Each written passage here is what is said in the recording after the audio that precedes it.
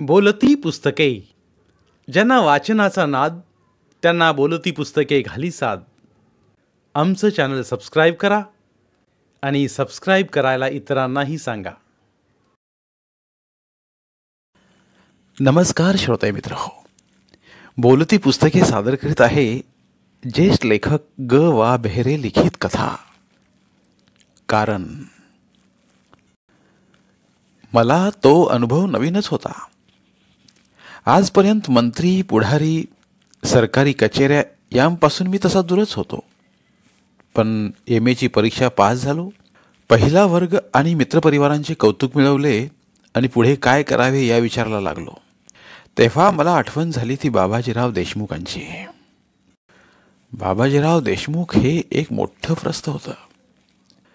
काँग्रेसच्या राजकारणाचा त्यांचा आजवर जन्म गेला आणि मानाची सर्व पदे भूषवीत ते आता मंत्रिपदाच्या खुर्चीवर येऊन बसले होते. मंत्री म्हणून नव्हे, परंतु माझ्या वडिलांचे स्नेही म्हणून त्यांचा माझा तसा चांगला परिचय होता. त्यांच्याकडे मला काही मागायचे नसल्यामुळे आमचे ते नाते तसे टवटवीत होते. अर्थातच त्यांचा सल्ला घ्यावा म्हणून मी त्यांच्याकडे गेलो. वास्तविक MAत दुर्मिळ असणारा पहिला वर्ग मी मिळवला होता. प्राध्यापक व्हायला मला व्यक्तिमत्व चांगलं होतं आणि ज्या कॉलेजातून मी MA झालो त्या कॉलेजातील प्राध्यापकांचे माझ्याशी जिव्हाळ्याचे संबंध होते. पण मला वक्तृत्व अजिबात नव्हतं. मला जमावाची भीतीच वाटे. बँक, विमा कंपन्या यातल्या कामाची तर मला किळस होती. नेमकं काय करायचं ते नक्की समजेना म्हणून मी देशमुखांना भेटायला गेलो. देशमुखांनी सारं काही ऐकून घेतलं. ते म्हणाले, तूर्त असं कर, उद्यापासून माझा खाजगी चिटणीस हो. थोड्या दिवसात तुझं मनुष्य स्वभावाचं ज्ञान खूप वाढेल. मग मी ती नोकरी पत्करली. माझं मुख्य काम देशमुखांची भाषणं तयार करणं, लेख तयार करणं, त्यांनी केलेल्या संभाषणाची टिपणं काढणं, त्यांनी वाचावं असं साहित्य, मग ते वृत्तपत्रातलं असो वा पुस्तकातलं असो, त्यांच्यासाठी कापून किंवा निवडून तयार ठेवणं आणि दुपारच्या जेवणाच्या वेळेस त्यांच्याशी राजकारणावर गप्पा मारणं व त्यांच्या त्या दिवशीच्या सर्व कामाधामाची टिप्पणी करून देणं एवढंच होतं. देशमुखांनी मला राहायला स्वतंत्र खोली दिली, टेलिफोनचं कनेक्शन दिलं आणि सचिवालयातल्या महत्त्वाच्या अधिकाऱ्यांशी ओळख करून दिली. जणू काही याच कामाला मी जन्माला आलो होतो इतक्या सफाईनं मी हे काम करू लागलो. देशमुखांना तर माझं काम आवडलंच, पण देशमुखांना इतका चांगला सहकारी मिळाला याबद्दल त्यांच्या इतर सहकारी राजकारणी मित्रांना त्यांचा मत्सरही वाटू लागला होता. वास्तविक तसं ते काम मुळीच अवघड नव्हतं. फक्त त्याला शिस्तीची जोड हवी होती आणि वाचनाची आवड असायला हवी होती.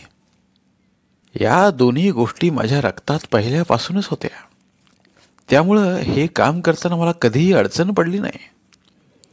उलटपक्षी दर खेपेस मला ते आव्हानच वाटे आणि म्हणूनच अल्पावधीत मी एक अत्यावश्यक मदतनीस आहे असे बाबासाहेबांना वाटायला लागले.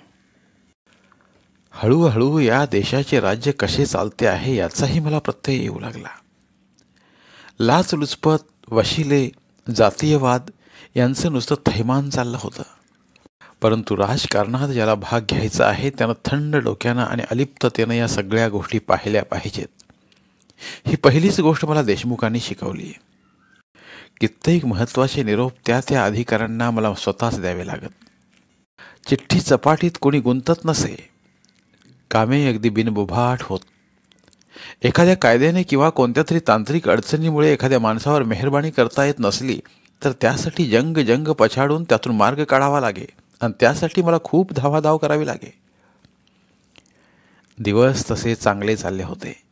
नवनवीन माणसे भेटत होती. कोणत्याही कारणासाठी ज्या पुरुषावर कुरपातील कुरूपबाई लुब्ध होणार नाही या भोंगळ राजकीय पुढाऱ्यांच्या भोवती सुखवस्तू समाजातल्या खाऊन पिऊन माजलेल्या रिकाम टेकड्या बायकांचा ताफा असे. अर्थात आपल्या सौंदर्याचा आणि पुष्टतेचा आमिष म्हणून त्या वापर करीत होत्या. हे उघड्या डोळ्यांनी दिसत असलं तरी दाखवायचं मात्र नसे. एवढंच नव्हे तर असे अनंत प्रकार डोळ्यांसमोर घडत असताना आपण जणू काही ते पाहिलेच नाहीत असं दाखवताना माझी त्रेधा त्रिपीट उडत असे. बाबासाहेब देशमुख हा तसा उमदा आणि रंगेल माणूस. सर्वसामान्यत काहीतरी देऊ करणाऱ्या माणसांची कामं तो नाकारीत नसे. कधी कधी त्याच्याभोवती जमलेल्या लालगोट्या मंडळींचा मला राग येई आणि वाटे, हा मनुष्य स्खलनशील आहे, मोहवश आहे. परंतु याच्या अंतःकरणात कुठेतरी जो एक भलेपणा आहे, तो सुद्धा खुशमस्करी मंडळी ओरबाडून काढीत आहेत. देशमुखांची जी बदनामी अधूनमधून होई, त्याला खुद्द देशमुखांच्या वर्तनापेक्षा त्यांच्या भोवतालच्या स्तुतीपाठकांचं वर्तनच कारणीभूत होत होतं. बाबासाहेबांना हे कळत होतं, पण त्यांच्या स्वभावाला काही औषध नव्हतं. मला हे सारं समजायला वेळ लागला, परंतु माझ्या हे ध्यानात आल्यानंतर मी बऱ्याच गोष्टी आवाक्यात आणल्या. त्याला पुष्कळच उशीर झाला होता. प्रकरण फारच पुढे गेलं होतं. प्रधानमंत्र्यांपर्यंत बाबासाहेबांच्या वर्तनाच्या कागाळ्या गेल्या आणि एक दिवस बाबासाहेब जे घरी परतले ते मंत्रिपदाचा राजीनामा देऊनच. नेमकं काय घडलं ते खाजगी चिटणीस असूनही मला सुद्धा कळलं नाही. मुख्यमंत्री पदावर डोळा ठेवून असणाऱ्या बाबासाहेब देशमुखांना राजकारणातून काढून फेकून देण्यात आलं.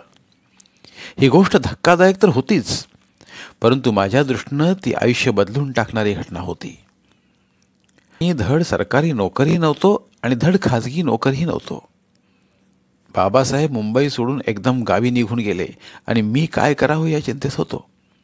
तोच मुख्यमंत्र्यांनी मला फोन करून घरी बोलावलं. मुख्यमंत्री माझ्या चांगल्याच ओळखीचे झाले होते. बाबासाहेबांच्या बरोबर मी त्यांच्याकडे पुष्कळ वेळा गेलेलो होतो आणि वेळ मिळाला की ते माझ्याशी ताजं साहित्य, नाटक, सिनेमा यावर आवर्जून गप्पा मारीत. त्यांना नाटकाची तर फार हौस होती, परंतु कामाच्या घाईगर्दीत ती पाहणं त्यांना काही जमत नसे. मग माझ्याशी गप्पा मारून ते दुधाची तहान ताकावर भागवित असत. मुख्यमंत्र्यांना मी भेटताच त्यांनी विचारलं, आता काय बेत आहे? तसं काही ठरलेलं नाही. तू देशमुखांचा माणूस आहेस, तरी सुद्धा तुझ्याबद्दल माझं चांगलं मत आहे. तुझी इच्छा असेल तर तुझ्यासाठी तुझ्याजोगतं काम आहे माझ्यापाशी. काहीतरी मला केलंच पाहिजे तेव्हा. म्हणूनच म्हणतो, बाबासाहेब काही राजकारणात परत येत नाहीत हे नक्की, आणि म्हणून तुझ्यासारख्या पात्रतेच्या माणसाची त्यांना आता गरजच नाही.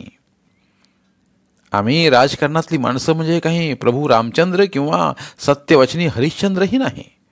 मोह कितीही आले तरी सार्वजनिक जीवन जगणाऱ्यांनी आपली मर्यादा सांभाळली पाहिजे. बाबासाहेबांनी हद्दच केली. अनेकदा सांगून त्यांनी ऐकलं नाही. उलट टरे रावीनं माझा सुद्धा उपमर्द केला आणि शेवटी त्यांची अशी अखेर झाली. ते असो, तू आता स्वतःचा विचार केला पाहिजेस. तू तरुण आहेस, तुझ्याबद्दल सगळेजण चांगलं बोलतात. तुझं सेक्रेटरियल वर्क चांगलं असतं असा मला रिपोर्ट आहे. खरं म्हणजे मी तुला माझ्याकडेच घेणार होतो, परंतु आपल्या नव्या मंत्री मिसेस प्रभा सावंत यांना एका हुशार चिटणीसाची अत्यंत आवश्यकता आहे. त्या अजून अननुभवी आहेत. त्यांचं खातंही नव्यानंच निर्माण झालं आहे. साहित्य, संगीत, नृत्य या सगळ्यांची माहिती असणाऱ्याची तिथं गरज आहे. शिवाय पब्लिकचा तर त्या खात्याशी जास्त संबंध येतो. तू हे काम करू शकशील अशी मला आशा आहे. मी क्षणभर विचारात पडलो. वास्तविक हे काम करायला मला आवडलं असतं. सचिवालयातल्या या मुखवटी दुनियेत माझं मन आता रमायला लागलं होतं. मनात येईल ते कोणतंही काम स्वतःसाठी किंवा कोणासाठीही करणं फार सोपं होतं. लोभी, लाचार, मतलबी अशा अनेक माणसांच्या गराड्यात सचिवालय बुडून गेलं होतं. बाबासाहेब देशमुखांचं चिटणीसपद केल्या कारणानं कोणत्याही मंत्र्याचा चीफ सेक्रेटरी किंवा मुख्यमंत्र्यांचं सुद्धा दार मला उघडच होतं. आपल्याला एखादी गोष्ट घडवायची असली तर ती सरळ सांगून घडवणं सोयीचं नसतं.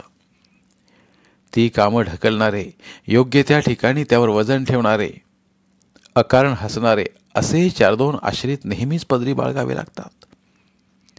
ही खुबी सांभाळली पाहिजे. मोठ्या लोकात उठबस करण्याची आणि मोठ्या लोकात आपली उठबस आहे हे दाखवण्याची ज्यांना फाजील हौस आहे अशी ही माणसं असतात. देशमुखांच्या कृपेनं अशी 2-4 माणसं माझ्या कश्यपी लागली होती. एखादी किरकोळ गोष्ट आपणहून त्यांच्यासाठी केली म्हणजे तर ही तथाकथित कुत्र्यांची फौज इमानानं गोंडा घोळायला आजन्म सिद्ध असायची. मला हा विचारात पडलेला पाहून मुख्यमंत्री म्हणाले, चिंता करण्याचं काही कारण नाही. आवश्यकता लागेल तेव्हा मी आहेच. वस्तुतः मी गोंधळात का पडलेलो होतो हे मुख्यमंत्र्यांना समजलेलंच नव्हतं. ही चिटणीसी एका स्त्री मंत्र्याची होती आणि त्यातही ती स्त्री देखणी, तरुण.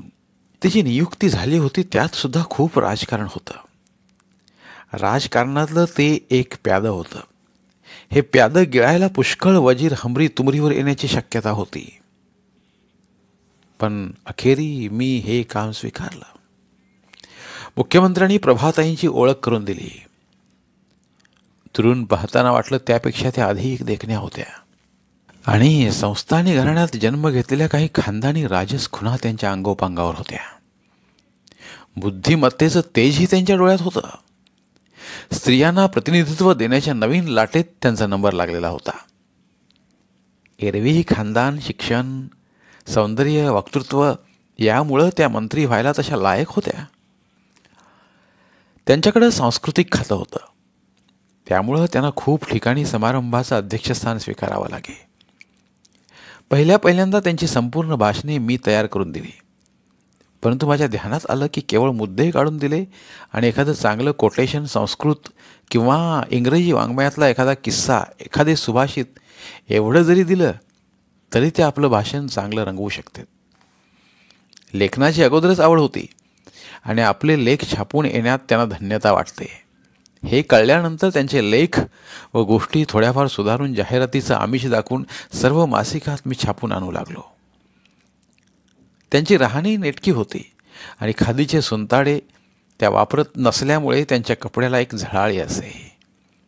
शक्य तोपर्यंत त्या सौम्य रंगाचे कपडे वापरत, पण एखाद्या समारंभाला जाताना त्या झोकदार कपडे घालून येत. सचिवालयात असो किंवा कोणत्याही समारंभाला असो त्यांचे मिस्टर नरसिंग सावंत कधीही मी तिच्याबरोबर पाहिले नाहीत. मी पुष्कळदा त्यांच्या घरीही गेलो, पण तेव्हाही तिचे मिस्टर मला कधी दिसले नाहीत. मला एवढंच माहीत होतं की ते खूपच सधन आणि श्रीमंत असे मूळचे इनामदार होते. आपल्या बायकोनं राजकारणात जावं अशी त्यांची मुळीच इच्छा नव्हती, परंतु वडिलांच्या आग्रहाखातर आपल्या बायकोला त्यांनी निवडणुकीला उभं राहू दिलं आणि त्याचा परिणाम एवढाच झाला की बायकोसाठी त्यांना मुंबईला येणं भाग पडलं. मुंबईला येताच त्यांनी मोडकळीला आलेलं लव नेस्ट हे वरळीचं हॉटेल विकत घेतलं आणि 4-2 सहकाऱ्यांच्या समेत त्यांचं भव्य आणि आलिशान हॉटेलमध्ये रूपांतर करण्यास आरंभ केला. नवरा बायकोचं फारसं पटत नसावं अशी एक वदंता होती. लग्न होऊन 8 वर्षे झाली तरी अद्याप त्यांना मूलबाळ झालेलं नव्हतं. नवरा बायकोत विशेष सामरस्य नसलं तरी बेबनावही नसे, कारण न चुकता ते दर महिन्यानं आपल्या राहत्या गावी जात असत. माझं आणि मंत्री महोदयांचं ठीक जमलं असं म्हणायला हरकत नाही. एखाद दुसरा दिवस मी कारण परत्वे गैरहजर राहिलो तरी ऑफिसचा राग रंग बिघडलेला आहे हे माझ्या ध्यानात येई. आता मी सरकारी नोकर झालो होतो. मी गैरहजर असलो की फोनवरून चौकशी होई. एकदा तर मी आजारी आहे असं कळल्यावर बाई स्वतः घरी येऊन गेल्या. त्यांची ही आपुलकी केवळ भलेपणाचं द्योतक होती की त्यामागं काही अन्य भावना दडलेली होती हे मला कळेनासं झालं. ऑफिसमध्ये नित्यनियमानं मला त्या आपल्याबरोबर चहा देत. जेवायच्या वेळेला घरी असलो तर आग्रह करून स्वतःबरोबर जेवायला ठेवून घेत. परंतु त्यांच्या चेहऱ्यावर आपुलकी कधीही ओघळताना दिसली नाही. संस्थानी खानदानीची ऐट, सत्तेचं तेज आणि सुशिक्षित बुद्धिमान स्त्रीचा निर्विकार स्नेह या साऱ्या अडून अगदी पुसट एखादा क्षण निष्ठून माझ्यापुढे कोसळे. परंतु तो टिपण्याची माझ्या ताकद नव्हती. कधीकधी एखाद्या नाटकाच्या रौप्य महोत्सवानिमित्त प्रभाबाईंचं भाषण असे. बाकीचा मंत्रिपदाचा जामानिमा त्यावेळी अर्थातच कमी असे. शोफर, चपराशी, मी आणि स्वतःच प्रभाबाई असे बहुधा चौघच अशा वेळी असू. अर्थात नाटकगृहावर आवश्यक तो बंदोबस्त असे. एका लोकप्रिय नाटकाच्या 500व्या प्रयोगाच्या निमित्तानं झाल्या समारंभासाठी आम्ही निघालो. तेव्हा बाईंनी मला गाडी चालवायला सांगितली. चपराशीही बरोबर नव्हता. बाईंनी हे सारं हेतुपुरस्सर केलं होतं की काय हे मला माहीत नव्हतं. बाईंना वाऱ्यावर हिंडायची कधी कधी हुक्की येत असे. तशी आज आली असावी हे मी समजलो. पण मंत्रिपदाच्या इतमामासाठी चपराशी आणि ड्रायव्हर यांनी बरोबर असायलाच पाहिजे होतं. परंतु बाईंच्या मनात आज काय आहे ते समजेच ना. मध्यंतरातला समारंभ आटोपल्यावर रिवाजाप्रमाणे आम्ही घरी जायला निघालो. गाडी बंगल्याकडे नेण्याऐवजी त्यांनी ती पुन्हा बॉम्बे रोडच्या दिशेने वळवायला सांगितली. मला काचाही खाली करायला सांगितल्या. भन्नाट वारा गाडीत शिरत होता आणि त्या वाऱ्याच्या झोतानं बाई खुशीत आल्या होत्या. 30, 40, 50, 60 अशी जलद लईनं गाडी चालवल्यावर त्यांनी गाडी वळवायला सांगितली. मीही काही न बोलता गाडी वळवली. या सबंध प्रवासात आमचं एक शब्दही बोलणं झालं नाही. पण एवढं भन्नाट वारं असतानाही बाईंच्या अंतकरणातील धग मला जाणवली होती. पण त्याबाबत मी काहीच करू शकत नव्हतो. सचिवालयाच्या कानाकोपऱ्यात प्रभाबाईंच्या बद्दल कुतूहल होतं. ओशट चेहऱ्याचे आणि तेलकट मनोवृत्तीचे नवे जुने मंत्री बाईंच्या ओळखीसाठी धडपडत असत. बाईंच्या डोळ्यात करारीपणा होता आणि राजघराण्यातील अहंकारही. त्यामुळं त्यांना म्हणण्याजोगा उपसर्ग होत नसे. परंतु कोणतीही स्त्री देवाने आपल्यासाठीच घडवली आहे असं मानणारे एक बलदंड मंत्री मंत्रिमंडळात एका हुद्द्याच्या जागी होते. मुख्यमंत्र्यांच्या पेक्षाही त्यांचा रुबाब जास्त असे. सचिवालयातला त्यांचा रुबाबही काही और होता. त्यांच्या चारित्र्याची चिरपाड रोज वर्तमानपत्रे करीत असत. परंतु त्यांना अजून मंत्रिमंडळातून कोणी हलवू शकलं नव्हतं. बाईंशी त्यांनी अतिप्रसंग करण्याचा प्रयत्न केला. सचिवालयाच्या 6व्या मजल्यावर त्यांचा बभरा झाला. बाईंना मानणारे सचिवालयात खूप जण होते. मुख्यमंत्र्यांच्या लेखी तर ती सुवर्ण संधीच ठरली होती. या प्रसंगातून एवढंच घडलं की तडकाफडकी त्या आगाऊ आणि डोईजड असल्या मंत्र्याला काढून टाकणं मुख्यमंत्र्यांना सोपं गेलं. त्या साऱ्याच प्रकरणात माझ्यावर फार मोठी जबाबदारी येऊन पडली होती. सचिवालयात आणि बाईंच्या मनातही माझा भाव अधिकच वधारला होता. बाईंचं मन तसं मला काही कळू शकलं नव्हतं. किंबहुना माझ्या स्वतःच्या सुरक्षिततेसाठी खानदानी कुलात जन्म पावलेल्या, संस्थांनी तेज अंगोपांगावर पांघरणाऱ्या, मंत्रिमंडळात व राजकारणात काही विशेष स्थान प्राप्त झालेल्या प्रभाबाईंच्या मनात मला खरोखरीच जागा नको होती. आपली पायरी आपण ओळखलीच पाहिजे असा माझा दंडक होता. माझ्या भवितव्यतेच्या आड एखाद्या स्त्रीने, विशेषतः प्रभाबाईंसारख्या स्त्रीनं यावं ही गोष्टही माझ्या कोष्टकात बसत नव्हती. त्यांनी दाखवलेल्या आपुलकीची अखेर दोघांच्याही सर्वनाशात होणार हे भविष्य वर्तवण्यासाठी विशेष बुद्धिमत्तेची गरज नव्हती. माझं मन मी सावध ठेवलं होतं. मी तरुण होतो. मला आयुष्यातील सारे मोह खुणा करून बोलवीत होते.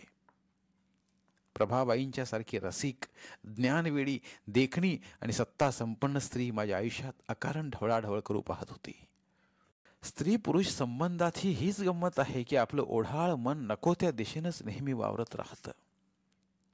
प्रभाबाईंच्या निकट आणि दाहक सहवासात माझं मन अनेकदा पेटून उठे. संयमाचे सारे निर्धार हतबल होत. मी एका प्रचंड अशा आवर्ताकडे खेचला जात आहे हे कळायला मला मुळीच वेळ लागला नाही. मराठवाड्यातल्या एका दौऱ्यात इतक्या दूरवर मी त्यांच्याबरोबर प्रथमच जात होतो. नेहमीप्रमाणे मी, बाई, चपराशी आणि ड्रायव्हर दौऱ्यावर निघालो. गावगावचे आमदार, खासदार त्या ठिकाणी गर्दी करून सोडत. त्यांच्या गाड्या मागे पुढे असत. डाक बंगल्यावर 12-1 वाजेपर्यंत त्यांचा राबता असे. त्यामुळे म्हणण्यासारखं काही घडलं नाही. ठरल्याप्रमाणे दौरा पार पडला. सर्वांचा निरोप घेऊन आम्ही परतीच्या प्रवासाला निघालो. बाईंचं कुलदैवत मराठवाड्यातच होतं. कुलदैवताचं दर्शन घेण्याचा मनसुबा त्यांनी व्यक्त केला. त्यातही मला वावगं काही वाटलं नाही. यथासांग पूजा अर्चा, जप जाप्य बाईंनी करवून घेतलं. उशीर खूप झालेला होता. 3-4 मैलावर एका मोठ्या अंबराईत निजामाच्या कारकिर्दीत बांधलेला एक डाक बंगला होता. मुक्काम करणं अपरिहार्य झाल्यामुळं आम्ही डाक बंगल्यात उतरलो. आम्ही आधी येणार अशी वर्दी कशी मिळाली होती कुणास ठाऊक. वास्तविक बाईंच्या दौऱ्यात तिथे मुक्काम अपेक्षित नव्हता. त्यामुळं तशी मी तरतूदही केलेली नव्हती. रिझर्वेशन करण्याचं काम माझ्याकडेच असल्यामुळे हे रिझर्वेशन कुणी केलं हे माझ्या लक्षातच येईना. बंगला मोठा होता, त्यात 2 सूट्स होते. शिवाय नोकरांना राहण्यासाठी बंगल्याच्या मागे स्वतंत्र जागा होत्या. बंगल्यावर खानसामा होता. आम्ही गेलो तेव्हा जेवणाची सर्व तयारी करून तो वाट पाहतच होता. VIP सूट तर जय्यत तयार होता. बाईनी तो व्यापला. मी आपल्या सूटमध्ये जाऊन विश्रांतीसाठी थांबलो. अर्ध्या तासाने टेबलावर जेवण लावल्याची वर्दी घेऊन खानसामा आला. मी चटकन कपडे बदलले आणि डायनिंग रूममध्ये आलो. मी येऊन पोचतो न पोचतो तोच प्रभाबाई आल्या. त्यांचं रूप आता अगदी पालटलं होतं. प्रवासाचा शीन तर त्यांच्या चेहऱ्यावर नव्हताच. उलट चांगलं स्नान केल्यामुळं त्यांच्या चेहऱ्यावर एक विलक्षण झळाळी आली होती. केस मोकळे सोडून ते एका रिबिनीने त्यांनी बांधले होते.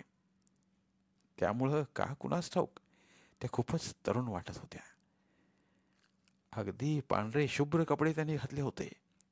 त्यांचा नेहमीचा दिमाग व अधिकाराची ऐट यांचा तर लवलेशही नव्हता. त्यांचे हास्य अगदी अगदी सहज आणि निर्व्याज होते. त्या आल्या. खुर्चीवर बसता बसता म्हणाल्या, जग्गूची आणि राघवची जेवणाची व्यवस्था झाली आहे का बघा. खानसाम्यानं तर ऐकलं.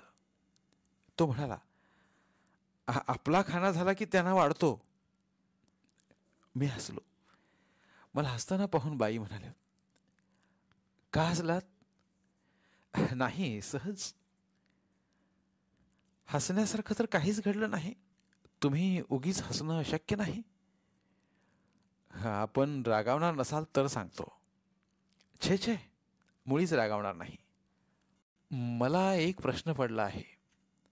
आपला इथला मुक्काम काही ठरलेला नव्हता. मग बंगला रिझर्व केला कुणी. खानसाम्याला वर्दी दिली कुणी. बाई खदखदून हसल्या. चतुरपणाने एखादी गोष्ट आपण केली की त्याला दाद मिळावी अशी प्रत्येकाला इच्छा असते. अशा वेळेला माणसाचे हास्य निर्भर असते. त्या म्हणाल्या, राजकारणात पडल्याशिवाय तुला ते कळायचं नाही. तुम्ही आम्ही जाऊन संभाषणात अरे तुरे केव्हा शिरलं हे सहसा लक्षात येत नाही. कित्येक वेळा जवळकीचं नातं उत्पन्न करत असताना तुम्ही आम्हीचा परकेपणा असह्य होतो. माणसे सवयीने त्या दुराव्यातून बाहेरही पडू शकत नाहीत. नातं बदलायचं कित्येक वेळा अशामुळं राहूनही जातं. पण बाई चतुर होत्या. त्यांनी संभाषणाच्या पहिल्या धाग्यातच एकेरी रस्त्याने प्रवास सुरू केला. माझ्या तेही लक्षात आलं. मी ते ओळखलं हे बाईंच्याही लक्षात आलं. बाई मला एका कड्याच्या टोकावर खेचून नेणार हे आता माझ्या पुरतं ध्यानात आलं. प्रवासानं माझं मन थोडं हलकं झालं होतं. संयमाचे बुरुज ढासळायला आरंभ होत होता. पण मी आता त्यांना थांबवणार नव्हतो. काय व्हायचं असेल ते होईल असं दरडावून बजावणारा माझ्यातला बेगुमान पुरुष जागा होऊ पाहत होता. बाई पुढे बोलत होत्या. मी त्यांच्या बोलण्याकडे फारसं लक्ष देत नव्हतो. बाईंनी आपल्या कुलदैवतेच्या पुजाऱ्याला स्वतः पत्र लिहिलं होतं. आपल्या पूजा अर्चेत राजकारणी लोकांचा व्यत्यय नको यासाठीच त्यांनी कोणाला कळवू नका असं बजावून सांगितलं होतं. त्यानंही आपलं काम चोख केलं होतं आणि बाईंच्याही मनासारखं झालं होतं. जेवताना बाई खुशीत होत्या. खानसामा काही नवीन पदार्थ घेऊन आला की त्या त्याचं कौतुक करीत होत्या. जेवताना सारखं काहीतरी संभाषण बाई जागतं ठेवीत होत्या. इतकं हलकं फुलकं त्या बोलू शकतील हे मला कधीच खरं वाटलं नसतं.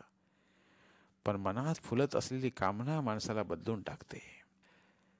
त्या आज 16 वर्षी युवती बनल्या होत्या. अल्लड बनल्या होत्या. समोरच्या फुलत असल्या फुलाचे बदलते रंग मीही कौतुकाने निहाळत होतो. जेवण संपलं. बाईंनी स्वतःच्या डबीतली सुपारी काढून दिली. बाहेरच्या लाऊंजमधल्या वेताच्या खुर्च्यांवर आम्ही येऊन बसलो. आकाशात चंद्र नव्हता, पण लाऊंजमध्ये मात्र चांदणं बरसत होतं. त्या अत्यंत शांत अशा परिसरात बेचैन असणारं एक अंतकरण बधीर करणारे आवाज करीत होतं. एकदम बाई म्हणाल्या, तू सिगरेट ओढतोस रमेश. ओह, कधी कधी. मग आता ओढायला काही हरकत नाही. पण तुमच्यासमोर सिगरेट मी कधी ओढत नाही, म्हणून मी सिगरेट्स आणल्या नाहीत. जरा थांब, मी आलेच, असं म्हणत बाई चटकन त्यांच्या सूटमध्ये गेल्या आणि परत येताच त्यांनी माझ्यासमोर एक सिगरेटचं पाकिट आणि काळ्या पेटी धरली. डनहिलसारखी परदेशी सिगरेट त्यांच्याजवळ पाहून मी चकितच झालो. या सिगरेटची खरेदी खास माझ्यासाठी झाली हे मला कळत होतं. मी म्हणालो, तुमच्याजवळ सिगरेट आणि तीही परदेशी? बाई हसल्या. तू सिगरेट ओढतोस हे मला माहीतच होतं, पण माझ्यासमोर ओढत नाहीस हेही मला माहीत होतं. I want you to smoke. मी सिगरेटची पेटी उघडली, सिगरेट तोंडात ठेवली. तेवढ्यात बाई उठल्या. माझ्या हातातली काळ्या पेटी घेऊन त्यांनी माझी सिगरेट पेटवली. तेही इतक्या सफाईने की जणू काही त्यांना वर्षानुवर्षांचा अनुभव असावा. वाऱ्याचा झोत अडवण्यासाठी त्या माझ्या बाजूला आल्या. हाताचा तळवा त्यांनी खोल केला आणि सिगरेटचा धूर अंगावरून येईपर्यंत त्या तिथेच उभ्या राहिल्या. सिगारेटचा सुगंध त्यांच्या अंगावरून येणाऱ्या एका अनोख्या सुगंधात सफाईदारपणे विरघळला. कितीतरी वेळ आम्ही समोरासमोर बसलो होतो. एखाद दुसरा शब्द बोलत होतो, पण जवळपास निस्तब्ध होतो. एखाद्या दिव्य अनुभवाची जणू ती प्रतीक्षाच होती. मग त्या म्हणाल्या, जगूची आणि राघवची जेवणं झाली का बघून ये. मीही न बोलता उठलो. डायनिंग रूममध्ये गेलो. तिथे कोणी नव्हतं. खानसामा मागच्या पडवीत उभा होता. त्याला मी विचारलं. तो जणू माझ्या इजाजतीची वाटच पाहत होता. पहाटे 5ला त्याला येण्यासाठी बजावलं आणि जगू राघवला तलरोप द्यायला सांगून तो जाताच मी पडवीचा दरवाजा बंद करून घेतला. येताना दिवेही मालवले. माझ्या खोलीतला दिवाही मी मालवून टाकला. मी लाऊंजमध्ये येता क्षणीच बाईही उठल्या आणि आपल्या खोलीच्या दिशेनं चालू लागल्या. माझी पावलं जड झाली. क्षणभर मी काय करावं या संभ्रमात पडलो. हीच वेळ परत फिरण्याची आहे असं माझ्या मनात येऊन गेलं. कदाचित मी परत फिरलोही असतो. त्याच वेळेला बाईंनी मागे वळून पाहिलं. एखाद्या मांत्रिकाने भारून टाकल्याप्रमाणे आपोआपच मी त्यांच्या दिशेने वळलो. मी खोलीत प्रवेश करताच बाईंनी दार लावून घेतलं. दारावरचे पडदे नीट केले. चटकन माझी नजर खिडक्यांकडे गेली. खिडक्यांचेही पडदे अगोदरच नीट जुळवलेले होते. बाईंची माझ्याकडे नजरानजर झाली आणि सर्व प्रश्न सुटल्यासारखे झाले. बाईंचा हात बटनावर होता. क्षणार्धात अंधार झाला. वस्त्रांची सळसळ तेवढी ऐकू आली आणि ज्याचा मला कधीही अनुभव नव्हता अशा एका मखमली स्पर्शात मी पार बुडून गेलो. एका मागोमाग अनेक आवर्तनं उठली. एवढी नाजूक स्त्री एवढी आक्रमक असेल असं मला वाटलं नव्हतं. पण स्त्रीचा देह रचतानाच परमेश्वराने फार मेहनत घेतली आहे. मध्येच मी तिला म्हणालो, मला तुला एकदा पाहायचं आहे पुरेपूर प्रकाशात. ती हसली. एखाद्या तंतुवाद्यासारखी तिचा हात माझ्या खांद्यावरून मागे गेला. बटन लावले गेले आणि खोली एकदम प्रकाशमान झाली. चित्रांकित प्रभा आणि नैसर्गिक प्रभा यात केवढा फरक होता. समोर उघडा पडलेला हा उन्मत्त आवेश माझ्या डोळ्यात शिरला आणि थंडावलेली माझी आग पुन्हा पेटली. स्त्रीचे सारे सौंदर्य तिच्या डोळ्यात असते. तिच्या डोळ्यात मिस्किलपणा होता, आमंत्रण होते आणि अपार कृतज्ञताही असावी. मी तिच्या अंगाशी झटण्यापूर्वीच पुन्हा खोली अंधारली, पण माझी गात्रे मात्र उजळली. पहाटे मला जेव्हा जाग आली तेव्हा बाई शेजारी नव्हत्या. एका धुंद आळसात मी गुरफटलो होतो. जे जे घडलं ते पुन्हा पुन्हा आठवण्याचा प्रयत्न करत होतो. पुन्हा पुन्हा अंगावर रोमांच फुलत होते. एवढ्यात दार उघडलं.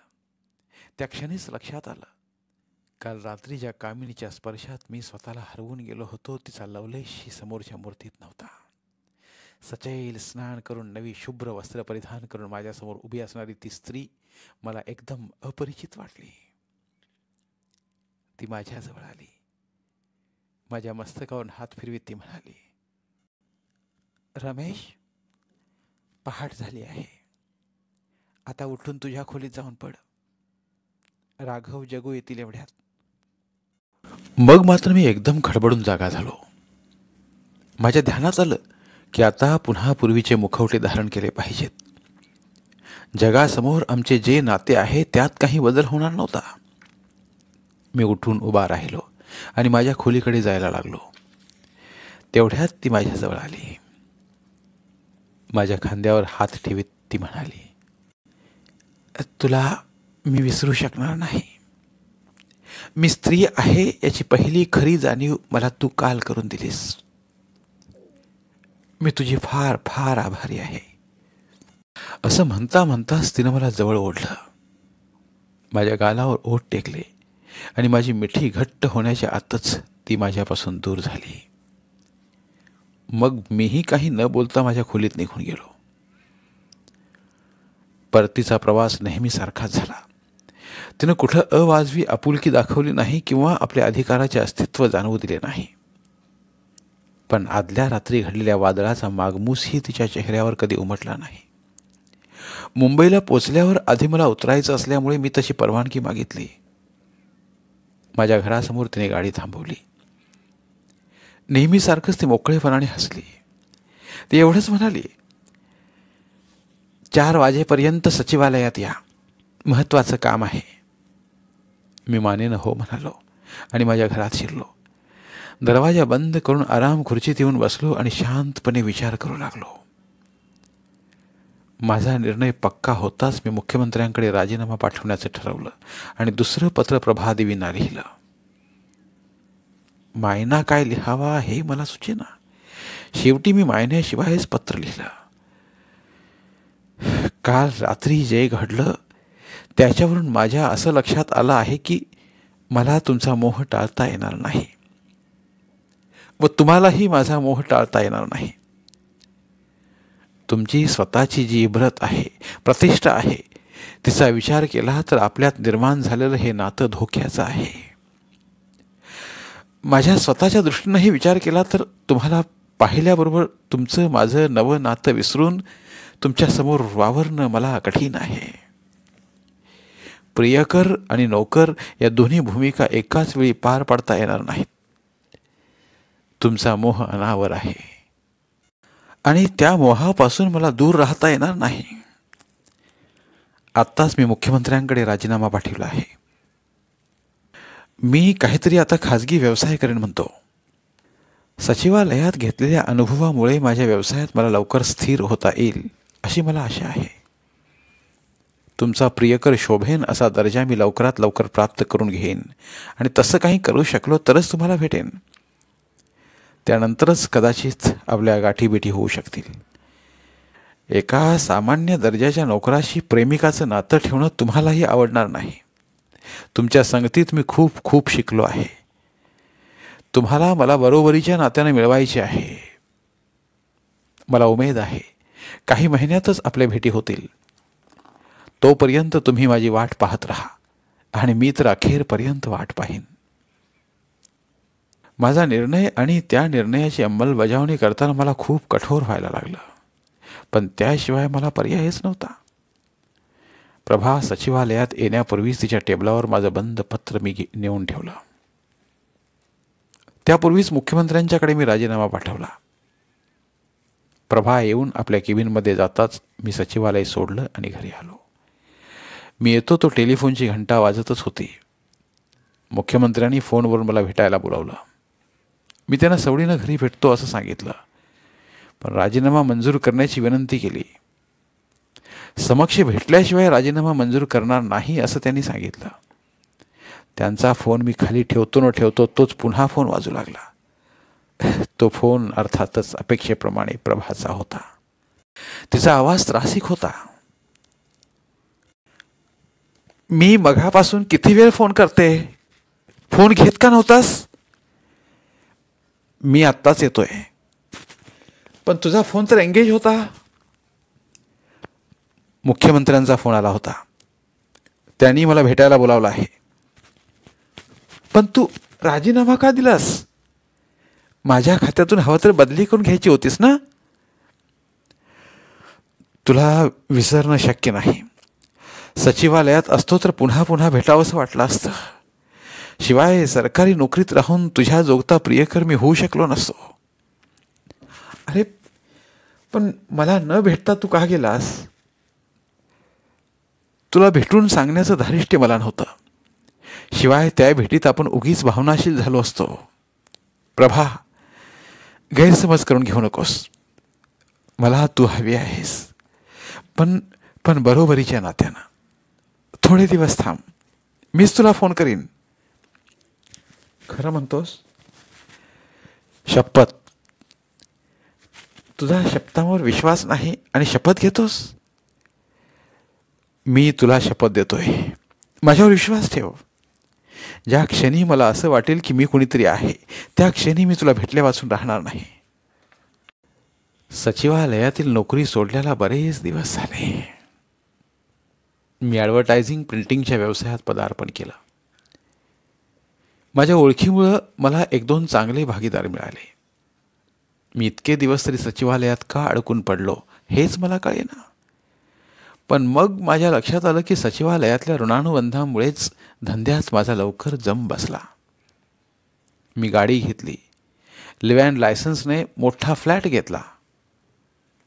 सरकारने युद्धकाळात रिक्विजिशन केलेल्या फोर्टमधल्या एका जागेत स्वतःचे ऑफिसही थाटले. अवघ्या 1 वर्षाच्या अवधीत लक्षात यावं असं यश मी मिळवलं. प्रभा मला विसरलेली नव्हती. दर 4-2 दिवसांनी ती मला फोन करायची. मी तिला थांबायला हवं असं सुचवायचो. मग ती एखाद्या अल्लड प्रेमिकेप्रमाणे फुरंगटायची. तिची समजूत काढताना मला एक अवखळ आनंद मिळायचा. ती मला विसरू शकत नाही याचा एक पुरुषी अहंकार मला सुख द्यायचा. एकदा ती फारच अस्वस्थ झाली. तेव्हा शेवटी मी तिला सचिवालयात भेटायला गेलो आणि मग दोघांनी भेटीगाठीच्या जागा व वेळा ठरवून निरोप घेतला. वास्तविक मध्यंतरीच्या काळात मी तेवढा बावळट राहिलो नव्हतो. स्त्री ही तेवढी आता अपूर्वाईची गोष्ट राहिली नव्हती. रोगन माखलेल्या आणि भडक कपड्यांनी सजलेल्या अनेक थिल्लर स्त्रिया मला भेटल्या, पण प्रभाशी बरोबरी करू शकेल अशी त्यात कुणीच नव्हती. प्रभाचं खानदानी तेज, दृष्टीतलं लाघव, अर्जवी मार्दवपणा आणि शांत स्थिर स्वभाव माझ्या मनात रेंगाळत होता. प्रणय सुखासाठी वंचित होऊन सुद्धा माझ्याबरोबरच्या एकांतात ती वखवकलेली नव्हती. विसरता येण्याजोगी ती स्त्री नव्हतीच. आणि म्हणून तिच्या माझ्या गाठीबिठी होऊ लागताच मला सुखाचा एक नवा रस्ता सापडला. वजन कमी करण्याच्या खोट्या निमित्ताने ती वरळीच्या एका योगाश्रमात येऊ लागली. तिची गाडी सगळ्यांच्या परिचयाची होती, म्हणून गाडी ती स्वतःच चालवायची आणि वरळीच्या बाबूलालच्या पेट्रोल पंपावर आणून ठेवायची. बाबूलाल हा माझा दोस्त होता. सकाळी 6 वाजता तेवढी वर्दळही नसायची. पेट्रोल पंपावरून चालत ती माझ्या फ्लॅटवर यायची. तिच्या सामाजिक मान मान्यतेचा विचार करता सकाळची वेळ, विचित्र वेळ स्वीकारण्यावाचून आम्हाला पर्याय नव्हता. आहे त्या परिस्थितीत आमची तक्रारही नव्हती. जास्तीत जास्त वेळ आम्ही एकमेकांच्या संगतीत काढत असो. आमच्या एकांतात व्यत्यय येण्याचीही शक्यता नव्हती. तसं खरं संपूर्ण समाधान आम्हाला मिळणं शक्य नव्हतं, कारण किती झालं तरी हे चोरटे संबंध होते. समाजात कुठे हिंडता येत नव्हतं, नाटका सिनेमाला जाता येत नव्हतं, मित्रमैत्रिणींना आपल्या स्वामित्वाची वस्तू दाखवता येत नव्हती आणि त्याला काही इलाजही नव्हता. पण आमच्या या भेटीगाठीत अकस्मात व्यत्यय आला. प्रभाला दिवस गेले. ही गोष्ट प्रथम तिने मला आनंदाने व अभिमानाने सांगितली, परंतु सकाळी बाहेर पडण्याचं निमित्त आता उरणार नव्हतं. मग तिच्या माझ्या भेटीला संधीही मिळणार नव्हती. अजून आम्ही भेटत होतो. आता या भेटीगाठी थोडा काळ तरी थांबणार होत्या. तिच्या नाजूक व संवेदनाक्षम अवस्थेत तिची देखभाल मला करता येणार नव्हती आणि खरोखरीच प्रभाला येणं जाणं कठीण होत गेलं आणि अखेरी ती यायचीच थांबली. माझ्या आयुष्यातला सारा आनंद उडून गेला. माझ्या आयुष्याचे पुढे काय होणार याचा मला अंदाज येईना. आमचे प्रेम अखेरीस क्षणजीवी राहणार होतं का? एकत्र राहण्याची भाषा कधीही प्रभाच्या तोंडी नव्हती. मग घटस्फोट वगैरे घेण्याची भाषा तर दूरच. जनरीतीला धक्का देणारं काही करणं तिच्या ताकदीबाहेरचं होतं. दिवस असेच पुढे पुढे चालले होते. मी अधिकाधिक अस्वस्थ होत होतो. एक दिवस ऑफिसमध्ये येता क्षणीच फोन वाजला. मी फोन घेतला.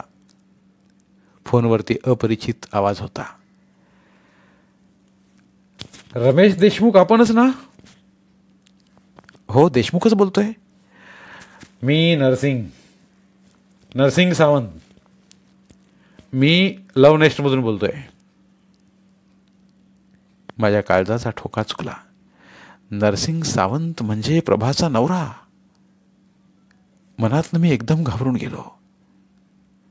नरसिंग सावंत हा एक भडक माथ्याचा माणूस होता असं मी ऐकलं होतं. काहीतरी भयंकर घडणार आहे अशी अकारण शंका माझ्या मनात येऊन गेली. तेवढ्यात फोनवर परत आवाज आला. ऐकताय ना? बोला ना. तुम्हाला एकदा भेटायची इच्छा आहे. भेटूया ना. केव्हा भेटूया? केव्हाही. आज दुपारी वेळ आहे. लंच एकत्र येऊ. काही हरकत नाही. I am free. मग असं करा, तुम्ही 1 वाजता लव्ह नेस्टमध्ये या. मी तिथं वाट पाहतो. फोन खाली ठेवला आणि उगीचच माझ्या मनात थरथराट सुरू झाला. या नरसिंग सावंताच्या मनात काय आहे हेच मला कळेना.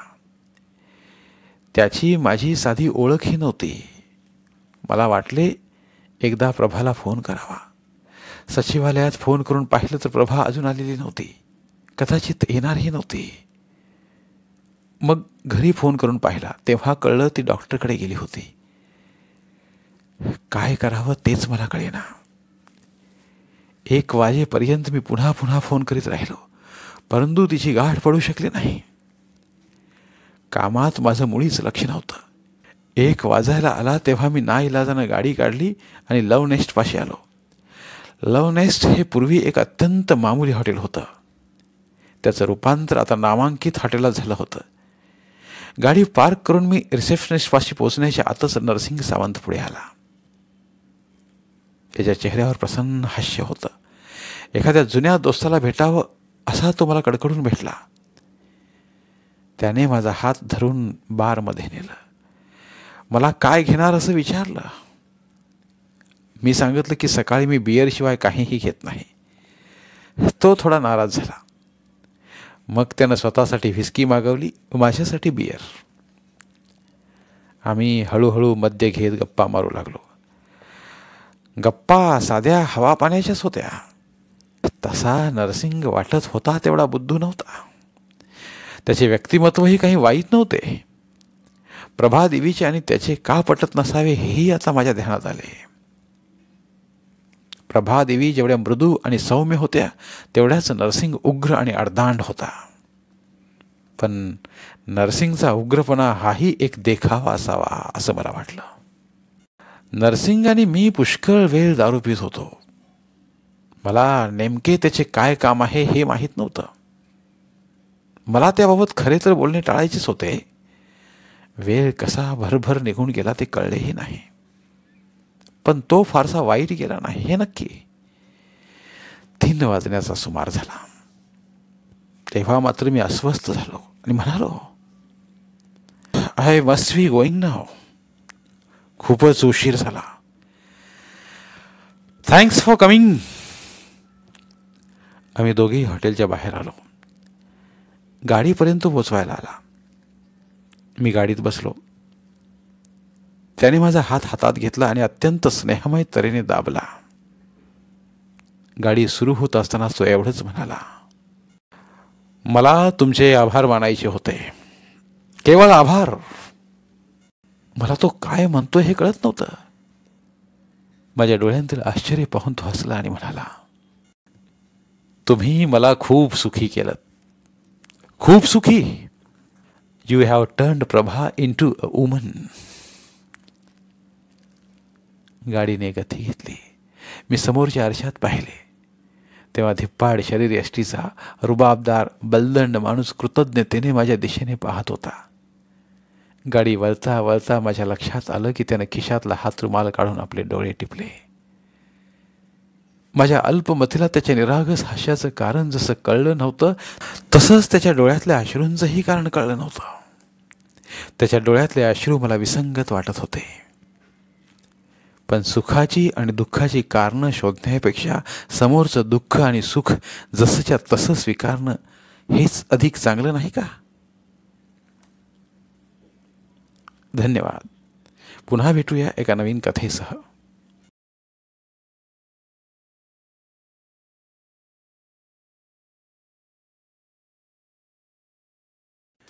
धन्यवाद. प्रिय श्रोते मित्र हो, आपल्यासाठी एक आवाहन. आमच्या चॅनलच्या प्लेलिस्ट विभागात तुमच्यासाठी शेकडो कादंबऱ्यांचे ऑडिओ बुक्स उपलब्ध आहेत. तिथे प्रत्येक कादंबरीचे सर्व भाग एकत्रित मिळतील.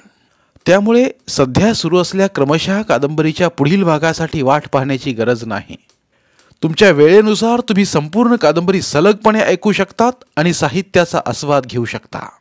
कृपया आमच्या चॅनलच्या होमपेजवर जाऊन प्लेलिस्ट चेक करा आणि तुमची आवडती कादंबरी निवडा. धन्यवाद.